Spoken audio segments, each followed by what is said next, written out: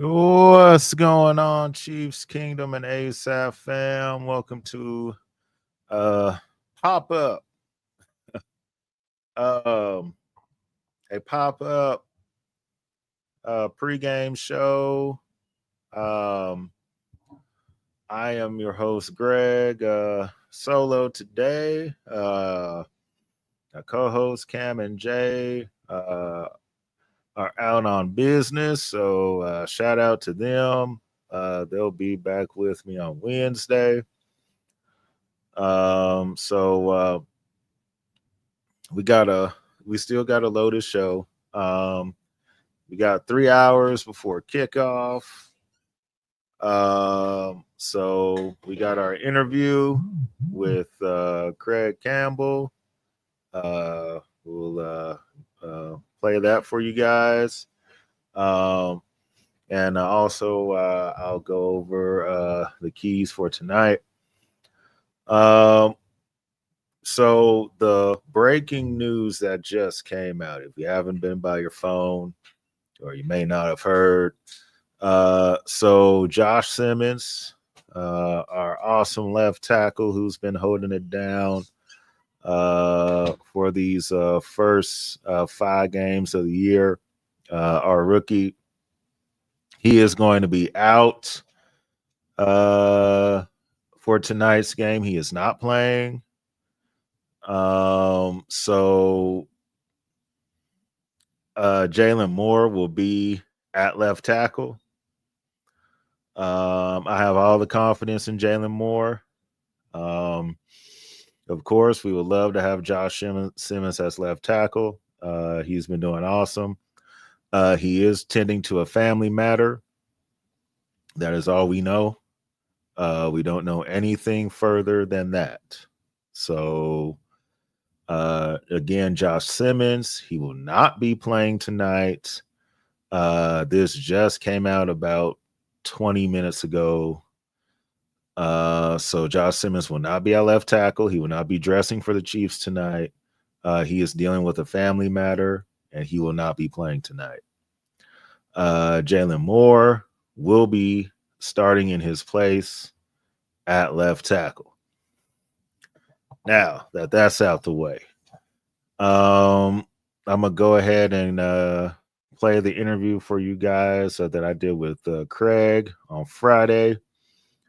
Um, gave us our insight on the Lions side of things. And after that is over, then I will give you my keys for a Chiefs win for tonight. And we'll wrap it up after that. So, again, this is our interview from Friday with Craig Campbell.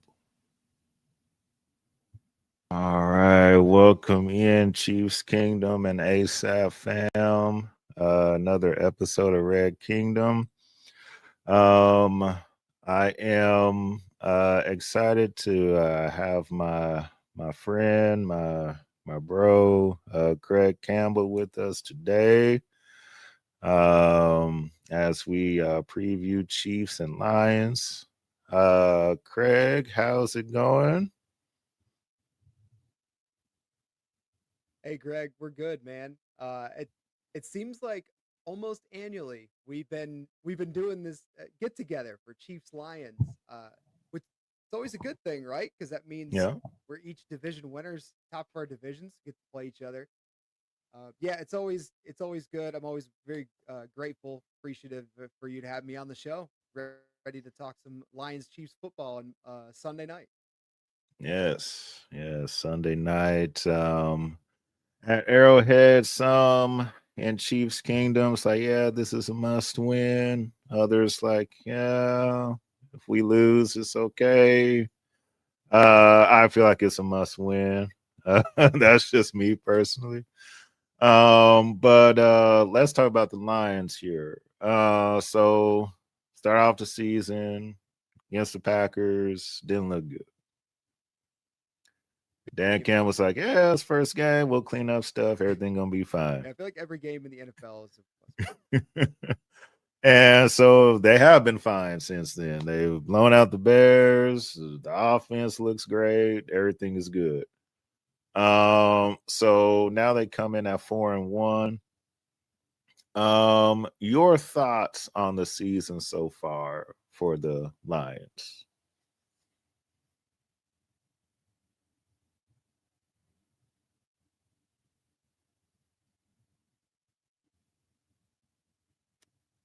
Yeah, so I apologize if my connection's in and out.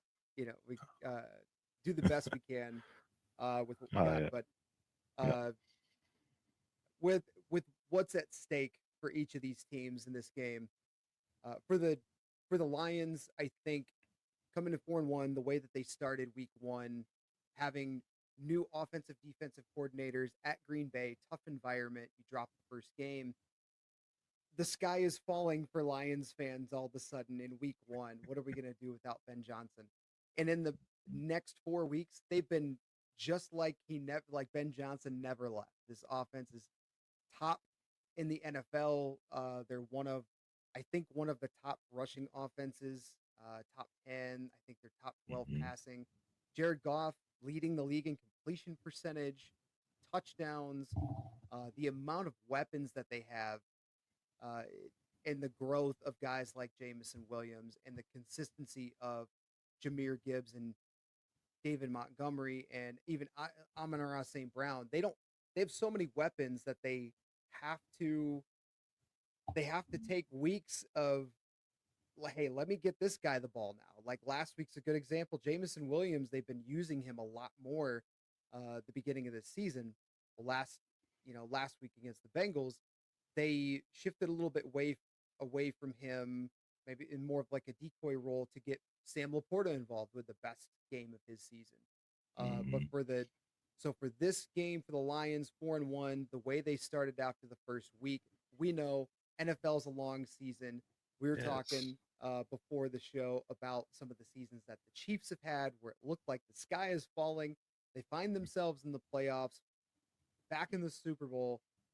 So it's a long season, we know that, but it is a big Yes. statement win for the Lions if they're able to go into Arrowhead like they did a few years ago and get a win. Still, the Chiefs are still the Chiefs until they are knocked out of the playoffs and are guaranteed not to be back in the Super Bowl. They're still the Chiefs. So you Yeah. still have to treat them as such. And I know Dan Campbell and company, that team, they will treat it that way. And it's going to be a big game. They love the bright lights. They love the spotlight.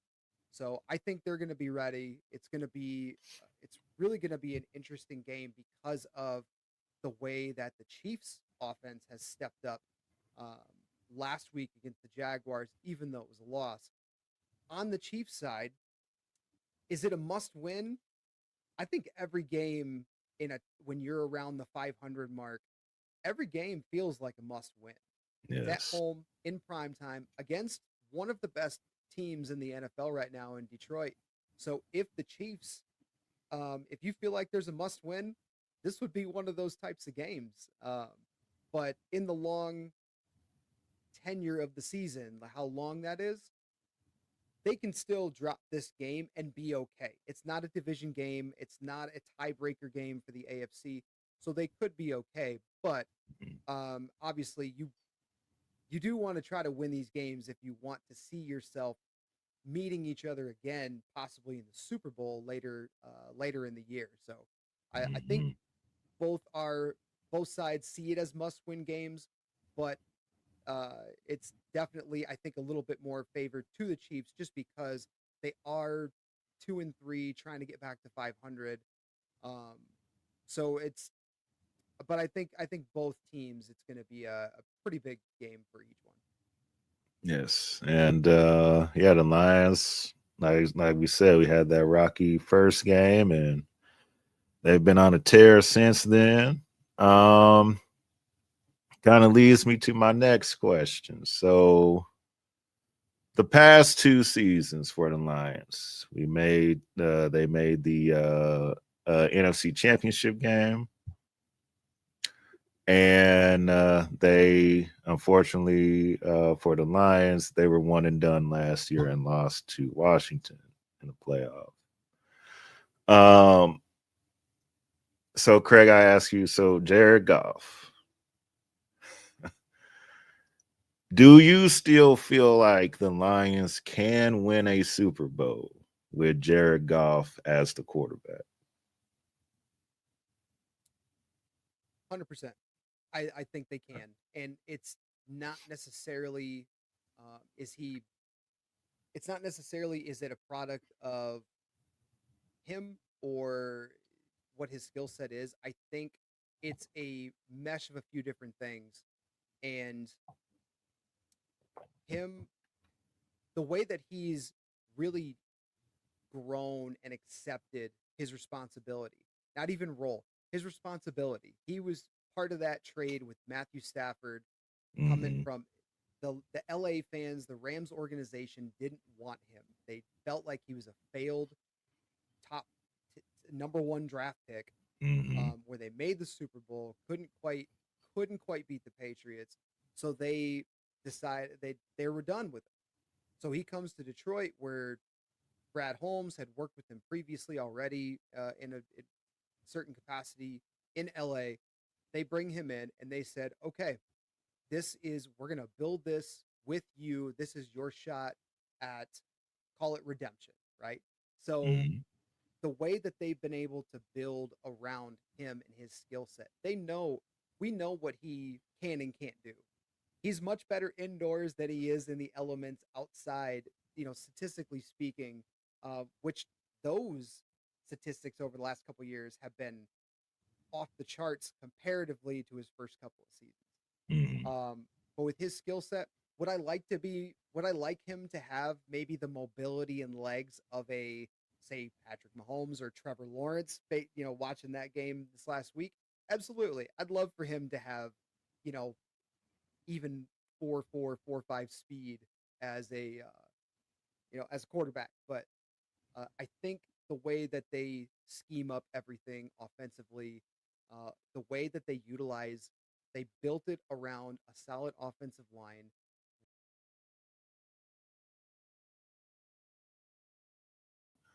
A Super Bowl and win a Super Bowl. Short answer is 100%. Yeah, I absolutely. We all know the story of his early few seasons in LA.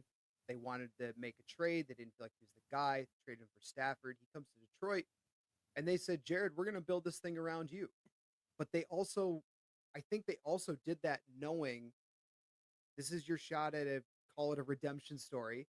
And, but they know his limitations. So Mm-hmm. how do you maximize the potential of a quarterback like that he's not going to be he's not like Tom Brady type of slow, but he doesn't have the wheels of a Pat Mahomes or even like a Trevor Lawrence who can extend plays, get you first downs when you need to. I'd Mm-hmm. love to have him have those type of skills with his feet, but that's just not reality, right? But you can still history shown you can still win Super Bowls with quarterbacks like a Jared Goff. But Mm-hmm. it's because it's a team aspect, and I think that's one reason why it is possible. Because Brad Holmes in this entire development department and their ability to draft, it's a couple factors. You got to have a strong offensive line. Check. Lions have done that with a handful of the picks they've had over the last few years, signings, veteran guys coming in. You got to have a strong run game. I checked. They got that too. Between Gibbs and Montgomery, Gibbs brought it to a whole nother level this season in just his flexibility and his explosiveness. And then you got to have a solid defense, and that's I think where they're improving. Still needs still needs some things shored up. We can't stay healthy in the secondary over the last couple seasons, but you have to have all those different factors. Goff does have those times, like I want to say it was in the Commanders playoff game last season, where it was a couple of throws, maybe decisions, or just in general, where they're not going to come out perfect. Some of them are going to be kind of wobbly throws, maybe sketchy decisions. But I Mm-hmm. also think some of that from the last two seasons of playoff exits were play calling. Because if there's one thing that was the big question mark around Ben Johnson play calling, it's third quarter play calling and decision making coming out of the half. For whatever Mm-hmm. reason, and especially in those two specific games, the NFC Championship against the 49ers and against the Commanders, third quarter play calling, it's like it's like it's they forgot how to play football and how were they successful in the first half, and Mm-hmm. then they forget how to call plays. So Right. I think it's possible, but it also depends on the overall health of your team and what are the other supporting factors of offense, defense, special teams. Because it is a full team effort. You can get Yes. so far. A quarterback can elevate your team. Yes, they can also bring it way down. But even if you have somebody who's at the level of expectation, the other pieces it's still a team game. The other pieces still have to be there. But I think it is absolutely possible. I am absolutely confident in it. It's also depending upon the other factors, Mm. running the ball, defense. Can you control the clock? Can you limit your turnovers, mistakes? But I think it's possible. Okay. Okay. And that's yeah. And Jared Goff is one of those type of quarterbacks where the pieces around him have to do their job. Mhm. It can't just be like Patrick here. Sometimes when people aren't doing what they're supposed to do, he can, Superman it and then everything works out good. Whereas Jared Goff can't really do that. So everybody has to be on their P's and Q's for it to work. Yeah, So you yeah. you mentioned that, and part of that is because of what he can do with his feet. He Hmm. can create plays. Right. If something breaks down, Jared Goff can't do that, Right. and I shouldn't say he can't. It's the expectation level there is much lower. He can scramble. He can scramble on like a 3rd and 4 if it's man-to-man coverage and there's nobody within 15 yards of him. Like he'll get you those five Right. yards. Right. But Yeah. can he do what Mahomes can do and extend plays, scramble around, find something and then make a guy miss and then get those 4 yards? That's not the type of player Jared Goff is. But that's where we talk about a quarterback can absolutely elevate the other talent around them because of the ability of being a dual threat. And that's what Mahomes has kind of had to do Hmm. over the last couple of years because of some of the other restrictions and trying to find those other key playmakers that you've had in years past. Yes. Yes. Definitely. So let me ask you this, Craig. I've been doing so every guest that comes on, I ask them this question. Everybody's kind of have the same answer for the most part. So I want to see what you'll say. Um, do you feel like the Chiefs dynasty is the most disrespected dynasty that the NFL has had?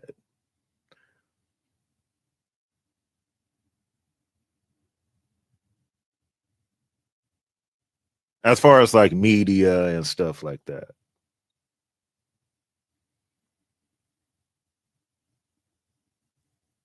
Well,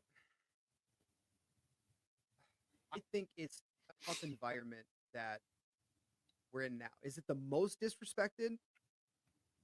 Yes, I would say, but only because we have so much access to sports personalities and Hmm. in social media, and everybody has a voice and can express it. I Hmm. would say, I would say probably other dynasties, quote unquote, that have been more disrespected, or maybe like hated. Maybe is a better word.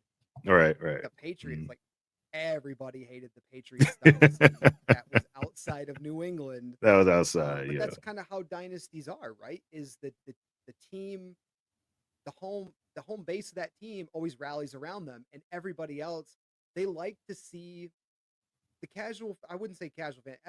Most fans like to see the parity of different teams winning Hmm. quite a bit every year, right? But then when you Hmm. start seeing, okay, cool, yeah, they win back to back, man, they're a pretty good team. Then they're making the Super Bowl for a third year in a row, or you've got like I would say when they've got that much success, at a certain point there are diminishing returns of excitement from the non you know home fan base there in that case. Right. And like the 90s Cowboys, how many people still talk about the 90s Cowboys in a similar way to what we now kind of talk about the maybe like the Patriots dynasty of when it was, and then Hmm. eventually the Chiefs dynasty, right? Is Yes. but Cowboys fans still think that the Yeah, Super it's Bowl still is going. They there. think it's still happening. It's this year, right? It's Exactly. they still haven't moved on from the 90s, but that's a completely different side story. Is it the most disrespected? Yes and no. Yes, because I think just the massive amount of availability that people have to see and say their piece, express their opinions. But I also would say in context of other dynasties, it's very much the same as other dynasties of the past where you hit a certain amount of success, naturally everybody's going to want to see you lose because they want to see parity.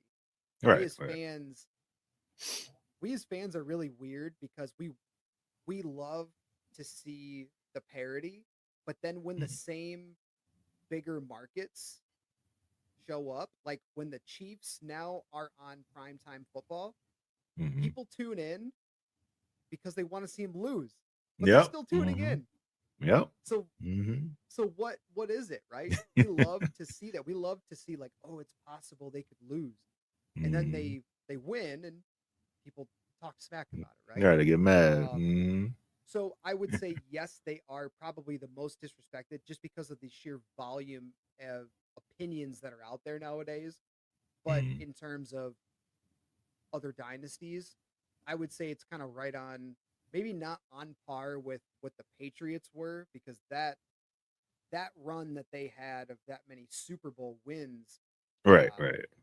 man, there are a lot of people still to this day have a lot of hate for the Patriots, but Yeah. I think the Yeah. Chiefs are kind of on that similar, like almost on a similar tier of that. But it's I think just because the amount of opinion and availability of saying that opinion through social media and other sports outlets like this that are out there Hmm. today. Got you. And I can definitely see that. Patriots dynasty lasted a whole 20 years. So you had, older brother done seen it, younger cousin done seen it, like everybody saw, because it lasted so long. Whereas with the Chiefs, this is year 7, and people are already tired. Of say, well, there's like possibly 13 more years of this. You sure you tired now? Like, Well, that's like it's yeah, it's only year 7. yeah. It's and I think that's more of a testament sometimes to the call it the short attention spans that people have. It's like, okay, cool, 3 years of that, I'm ready for something new. Mhm. Whereas when you look at when you look at dynasties, they are going to last a long time. And the definition of that dynasty, does it mean they're going to be winning Super Bowls every year? I don't think so. But if you're making conference championship games every single year, or even making the Super Bowl a certain amount of years in a row or over a short span of like 5 to 7 years, that's where I think that dynasty window can still be open, right? Right, right. Um, Mhm. Even if the Chiefs don't win another Super Bowl, but in the next say 3 years, but they made the Super Bowl once in the next 3 years, or they've made the conference championship all 3 of those years, you can still consider that to be part of the dynasty window. Mhm. But it's when those things, I like to think about the closing of the windows. Yeah. When did the closing of the Cowboys window really end, right? When they made a coaching change, like Yep. Jimmy Johnson and Jerry Jones had a falling out. Guys started Mhm. retiring.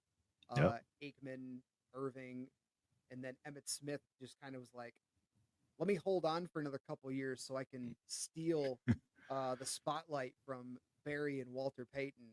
All But right. Yeah. I'm gonna spark some hate from people from that probably, but it's when those things are happening. So Yeah. when are the Chiefs dynasty over? If Reed retires or if something happens to Mahomes, um, Jones, Kelsey, like that core group. Gotcha. Yeah. And it's rare that you kind of have the handoff of during the dynasty. I think in recent memory, the only team that was able to do that was the 49ers when, okay, Joe Montana, thank you for all you did. Now it's time for Steve Young. And that was kind of the handoff. Even though Steve Young only won one, they were still getting to conference championship games and in the playoffs. So um, that's the only dynasty in recent memory that I can think of that had the transition of, okay, we got somebody else. And then it still kind of kept on rolling. So it Yeah, is kind of hard to hand it off. Yeah. yeah, and then in that time frame too, talking the early '90s. Yeah. You look at, if I remember correctly, they still had the coaching staff intact when that change Yes. happened. Mm-hmm. So Yeah. that's another factor. Now, if Mm-hmm. if the Chiefs somehow something happens to Mahomes where he goes down or he's done, got to retire for some reason, and then if they find another quarterback while Reed is still there, it's Yeah. possible that could continue because Right. Right. Reed is such a great offensive mind, offensive coach. Um, but that's where you talk about with like Steve Young and stuff. Look at the Patriots when Brady left. Oh yeah, it got Belichick bad. needed Brady and vice versa because Brady Yes. wouldn't have got a shot without Belichick. And Right. if the coach is there, you still have a shot at the team maintaining success. But Hmm. it's the dynamic between the two that is also really important. We should talk about like team games and stuff. So Yes. it is possible that window is always still going to be open. I think as long as Mahomes and Reed are there together, regardless Yes. of when Travis Kelsey decides to retire because he's not the breadwinner of his household All right. anymore. Yeah. Yeah. He doesn't have to. He's playing for the love of it, right? Yeah. The love. Or Yeah. yeah, or then when you've got Jones, maybe Jones retires or something happens, they're not able to come to a new deal, and his Hmm. contract is up. So now it's just plug and play a bunch of places. But as long as you have the dynamic of an elite quarterback, or even like a great quarterback All right. and a great to elite coach, you still have that possibility. Yeah. Definitely. Most definitely. So all right, Craig. We're getting to our end of the segment here. So I'm gonna ask you: Lions win on Sunday night if Lions win on Sunday night in Arrowhead if they can keep Jared Goff upright. I think that's a big one because Taylor Decker missed last week. They have, I want to say it was Giovanni Manu just slotted in at left tackle. They chose not to slide Panay Sewell over, keeping him at natural right tackle. And I think it was 3 sacks, 3 or 4 sacks they gave up against the Bengals, who have a pretty good pass rush with Mhm. Henderson. But if they can keep him upright with the shuffling of the offensive line, which seems to be a yearly occurrence, keep him upright, and if defensively, if they can limit the deep plays, if they can limit the big plays defensively, because we had the secondaries down DJ Reed, Manuel Rakestraw's been out for the whole year, and then Terry and Arnold's down. So they're for it seems like the third year in a row, they're down to picking guys up off the practice squad, off the street. Hey, do you want to play safety or corner for us this week? If Right. if they can do those two things, because they do have guys in the secondary that are ball hawks.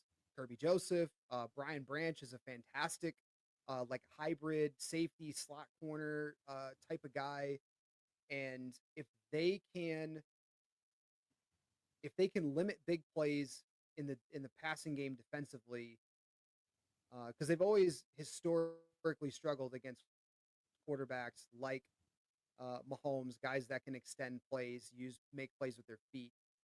Um, and I think that's where the Chiefs really kind of had a little bit of spark last week against the Jaguars in Mhm. offensively. So if they can limit the big plays defensively, Xavier Worthy is going to be a big question mark. Is he still going to play Sunday night? I think we were talking he was held out of practice Friday, Yeah. Hmm. so that's going to be a question mark. Yeah, if they can keep Goff upright, the Chiefs were still able to get, I think, 3 sacks against Jacksonville. Yes. But Hmm. what hurt them was Trevor Lawrence. I He had like 50, 55 yards rushing or something in that game. Goff's not going Yep. to do that. So Hmm. Goff's going to be, if they're not able to protect him well enough, or at least get the ball out of his hand quickly to allow the playmakers to make plays, it's going to be tough. But Lions can win if they do those things. Keep Jared Goff's jersey clean and limit big plays in the passing game defensively. Okay. And what is your score for Sunday night? I've been thinking about this for 2 days. Uh, we were pre-show. We're talking about how the line has moved in from Vegas. I think it was like Mhm. Lions were 6.5 point favorites. I think Monday or Yeah. something like that. And then as of Friday morning, the Chiefs are favored 2.5, 3.5 points. So the the swing has been crazy in that Hmm. aspect. Yes. My Based on how these two offenses are and the way Detroit likes to control the clock offensively, running the ball, controlling the ground game, and utilizing play action to keep the chains moving. I want to say this game's going to be in the 30s, both sides, but every time I've come on shows like this and said that, it feels like it's, 21-24 type of games. But Yeah, something like that. I'd Yep. probably say, yeah, I'd probably say this would probably be like a 34-31 type of game to me. Um, and I think that can kind of go either way.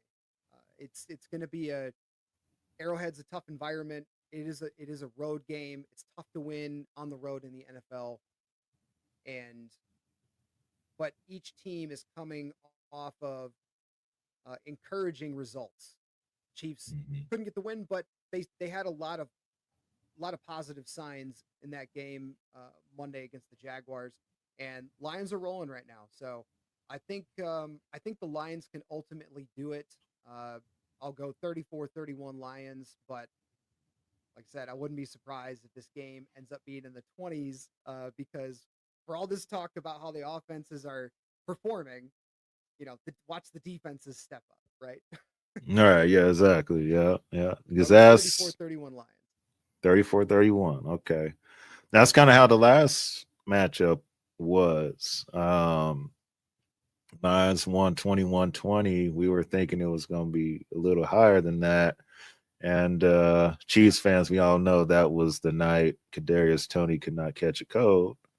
And so that's why it was 21-20. But yeah, so yeah, it could definitely be that kind of game. Definitely. But Craig, I thank you, my man, for coming on and talking Chiefs Lions. And if it all works out, maybe we see each other again in February. Hey, one can hope, right? I Yes. appreciate you having me on, Greg. It's always a pleasure to come on Red Kingdom and talk football with you. So, hey, in the future, even if it's not Lions, you want to talk some football, let me know, man. Let's it's always a lot of fun. It's fun to get back and behind the camera and talk football, Lions football, Chiefs football. It's Mhm. a lot of fun. So I appreciate you having me on. Thank you so much. Yes, sir. That is Craig Campbell, ladies and gentlemen.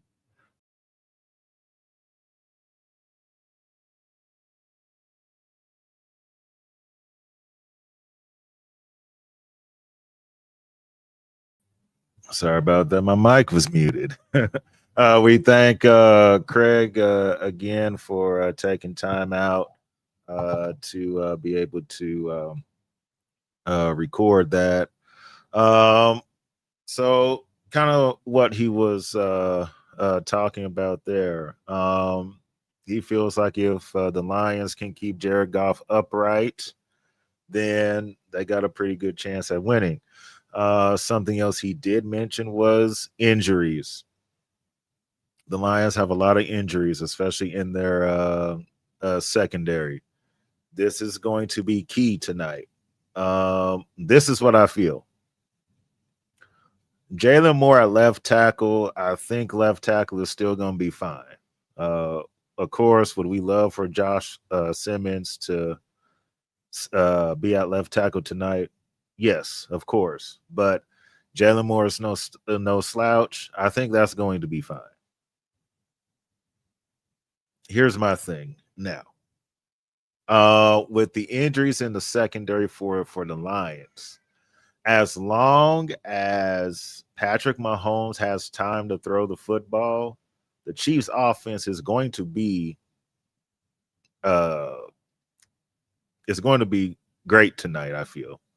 Um as long as they don't let Aiden Hutchinson ruin this game, the Chiefs offense is going to be fine tonight. Um Now, if the Chiefs look really good tonight and they score 30, 40 points on Monday, I don't want everybody being like, yeah, the Chiefs look good because everybody on the lines was injured. Just like everybody knew the injury that the Ravens had before we played them, everybody knows the injuries that the Detroit Lions have before we played them. They have a lot of injuries, yes. However, it is up to the Chiefs to exploit those injuries. Now, I do expect that to happen tonight.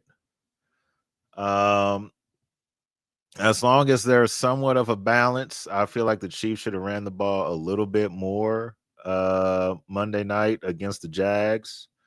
They were having success, but um, can I get at least 20 rushing attempts tonight? I know that's asking a lot from, Andy, but I don't care if it's 10-10. Like Pacheco gets 10 carries, Hunt gets 10. However, we get to 20, that's what I want. So have somewhat of a balance there as far as the play calling. But let's go ahead and get to the score predictions here. Okay. So, as I said, Jay and Cam are out on business today, doing their thing. Shout out to them.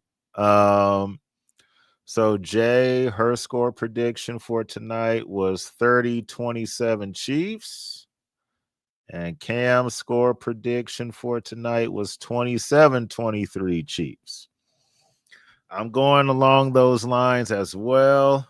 On the defensive side of the football for the Chiefs, two things that they can't let happen tonight. Don't let the Lions run the ball down their throat with Gibbs. Also, don't let Amon-Ra St. Brown take over this game. Don't let Amon-Ra St. Brown take over this game. If the Chiefs can do those two things, slow down the Lions' run game, don't let Amon-Ra St. Brown take over, I like our chances tonight. I am going to go Chiefs 28, Lions 21. I have the Chiefs winning 28-21 tonight. Again, it's an important game. First off, the Chiefs don't want to drop to 2-4. That's the first thing. You want to be at 3-3. Rice comes back next week. We can begin the postseason push from next week on. This game is also important tonight because Denver beat the Jets earlier today, 13-11. It was an ugly game. Denver won. They're 4-2. The Chargers found a way to survive against the Dolphins earlier today, 29-27. The Chargers are 4-2. So it is important for the Chiefs to stay on pace with the Chargers, with Denver, win this football game. You get to 3-3. You're still one game back of Denver and LA. Still a lot of games left. A lot can happen. Tonight is a must win. I felt like that when we did our episode Tuesday. I feel the same way today. Today's a must win for the Kansas City Chiefs. But I do have the Chiefs winning tonight 28-21. Like I said, slow down the run game of the Lions and don't let Amon-Ra St. Brown take over this game. You do those two things on defense, I think the Chiefs will be just fine on the defensive side. The offensive side, let's run the ball somewhat. Like I said, let's try to get 20 carries, however you want to split it. And offensive line continue to do what they've been doing the past 3 games, honestly, which is protect Patrick, give him time to pass, let him carve up defenses. He did it against the Ravens. He did it last week against the Jags. I feel like if the Chiefs can do that tonight against a depleted Lions secondary, then it's going to be a good night for Patrick Mahomes and this offense. So those are my keys for tonight. Again, hope y'all enjoyed this special pregame show. Kickoff is in about 2 hours and about 15 minutes away. So we will be back with you guys on Wednesday. I know we're usually on Tuesdays, but this week we'll be on that Wednesday, noon Central Time, 1 p.m. Eastern. Okay, that'll be when the next time you can see an episode of Red Kingdom here on All Sports All Plays Network. So shout out to our sponsors as always. Love is Key. That is their website there on the screen, loveiskeykc.com. And also to get in touch with them for a catering order, 816-556-6912. And also we want to shout out Food Factory KC, our reigning KC People's Choice Award winners for Best Food Truck. So that's their Instagram handle there on the screen at _Food Factory KC. So make sure to give them a follow as well, and make sure to check them out and buy some stuff from them as well. Some good food from both places. And we thank both Love is Key and Food Factory KC for being sponsors of Red Kingdom. Enjoy the game tonight. Go Chiefs. We will be back with you guys on Wednesday. What we are hoping is Victory Wednesday. Enjoy tonight, and we'll catch y'all next time. Peace.